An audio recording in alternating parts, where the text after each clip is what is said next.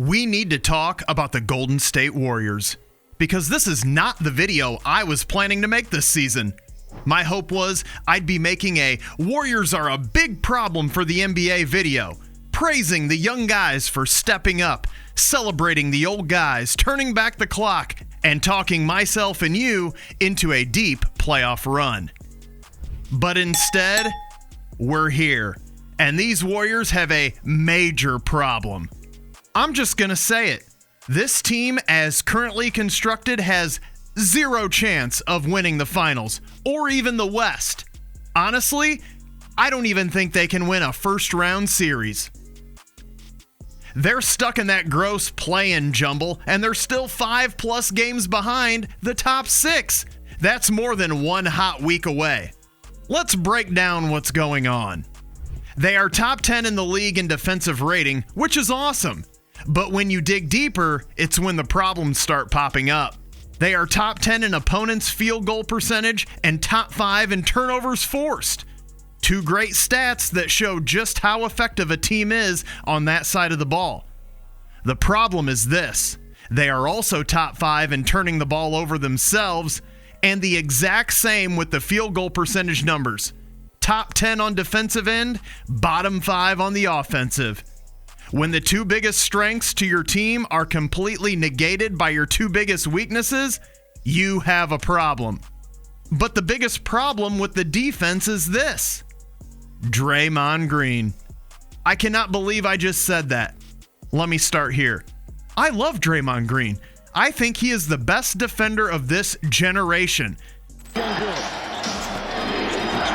by Green for the lead. No! Ripping it off! Rebound inside! Whistle blown! Foul! Rockets! And Draymond Green wanted all the smoke. I can't tell you how many times I have used video of him to teach my son how to play help defense. There is no better player to teach young kids.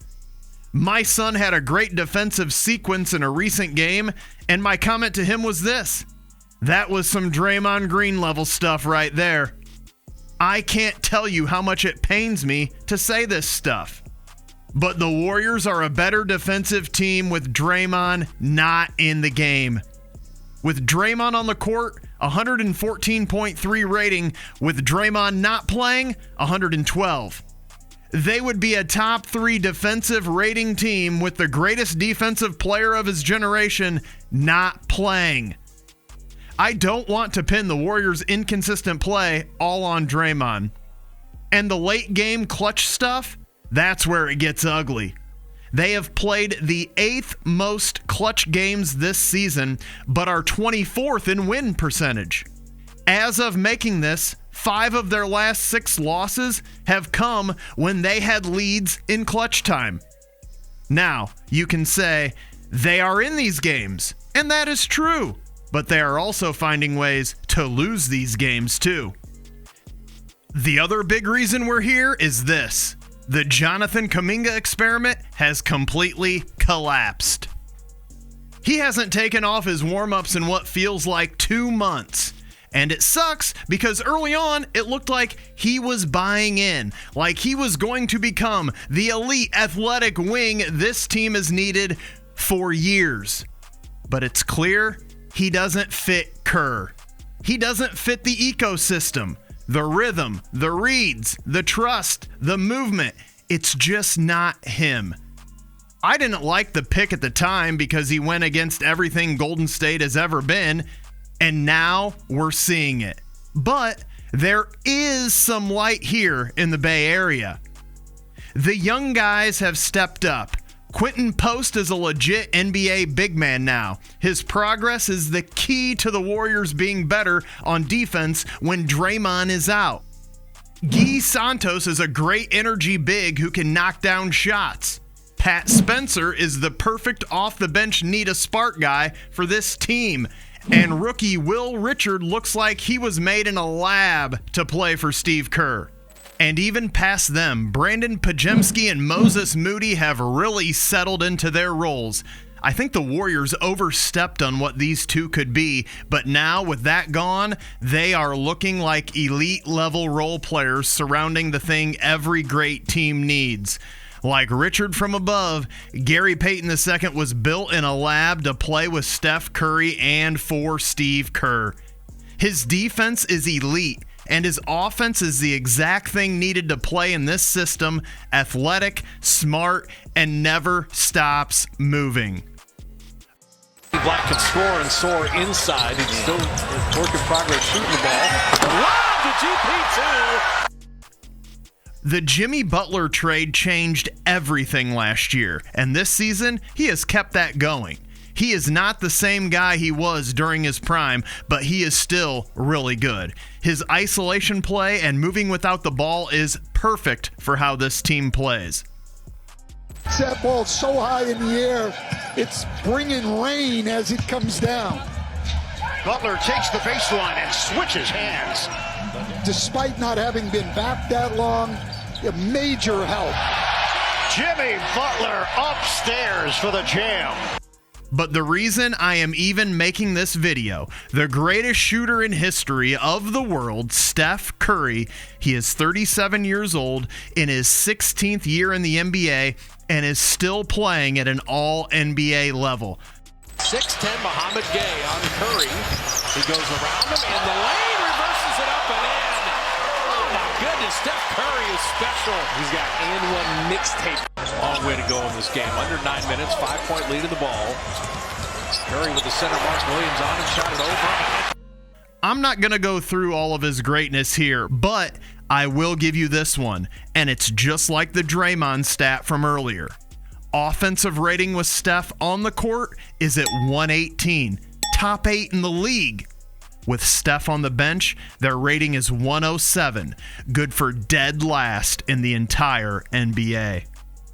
The Warriors franchise owes it to Steph and the fans to build a title hopeful team around him, because he is still the dude.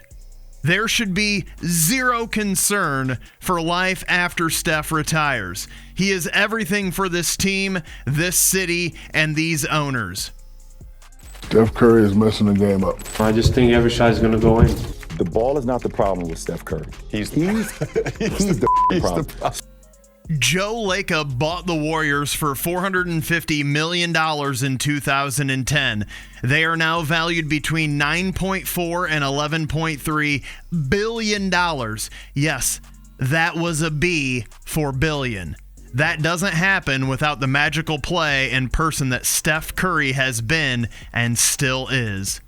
Steph is the Warriors, and the Warriors need to do right by him and give him a chance. Because as we saw last season versus the Rockets in round 1, if he has a chance, he can still bring it home. So what could they use to get an upgrade? The Warriors have all of their draft picks to trade. And like I said earlier, they have a number of intriguing young guys teams would be interested in. Now, would the Warriors be willing to trade Draymond?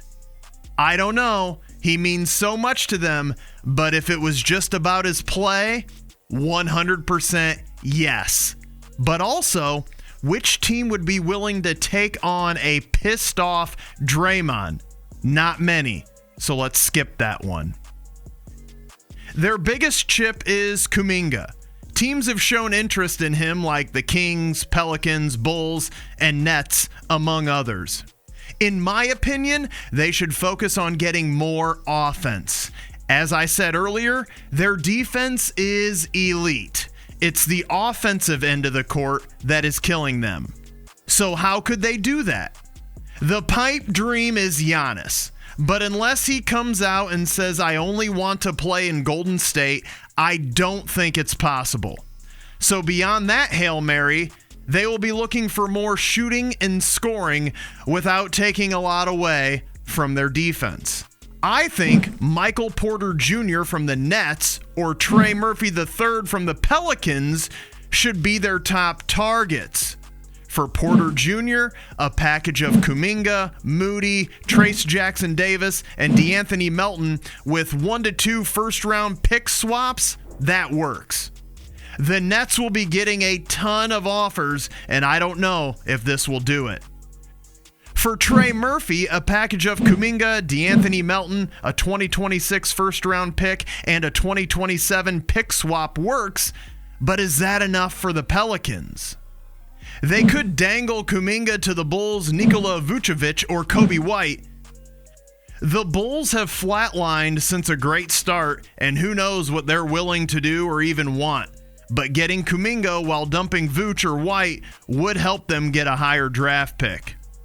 They could try to get a trade with the Kings for Kuminga, but if it doesn't involve Keegan Murray and picks, I would not do it. So, they have some options. The Murphy and Porter Jr. ideas are the best.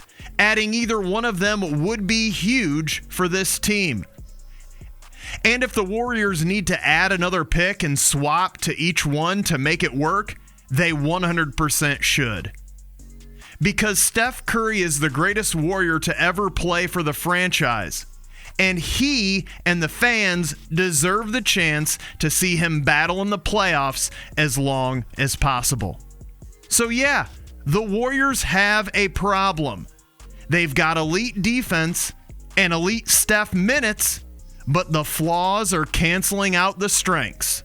They're choking games late, and they're wasting the final All-NBA stretch of the greatest shooter ever. And that's why I'm saying it. They need to make a move, not for the future, for Steph. To see two teams playing great for their chance to hoist the Larry O'Brien Trophy, check out my videos on the San Antonio Spurs and the Boston Celtics. So, if you like this video, and obviously you do, you're still here, hit that thumbs up button and subscribe. It helps us grow as a channel and reach more NBA fans just like you, and bring high quality content just like this each week. Thanks for watching. See you next time.